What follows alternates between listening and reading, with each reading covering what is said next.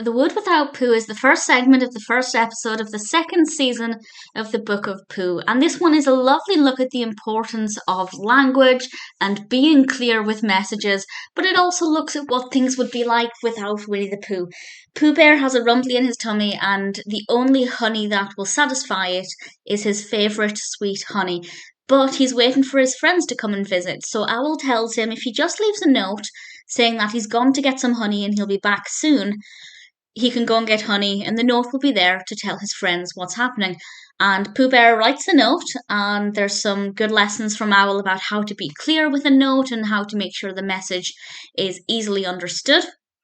And Pooh Bear writes the note, but then something happens, and the last word on the note is smudged. The note did say, "Gone for good, honey," but the last word, honey, got smudged, and the note ended up saying, "Gone for good." And Pooh Bear didn't really realise what that would mean when he put it on his door.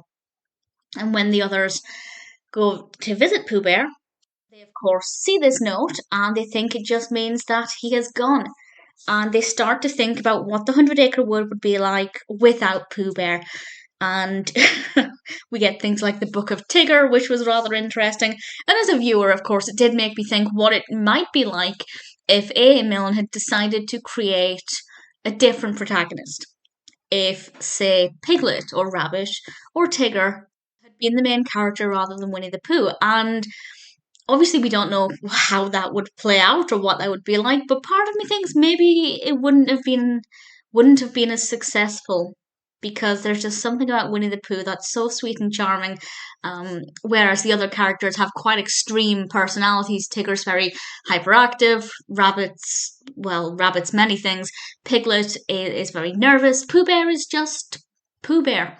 And I think it works very well. But it was very interesting to see.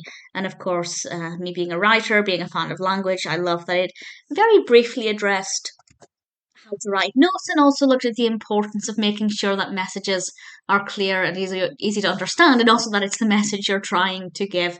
So I quite liked it. I don't think it's a personal favourite in terms of being entertaining, but it was certainly very thought provoking. We had some good puppetry work. Definitely not a bad start to the second season.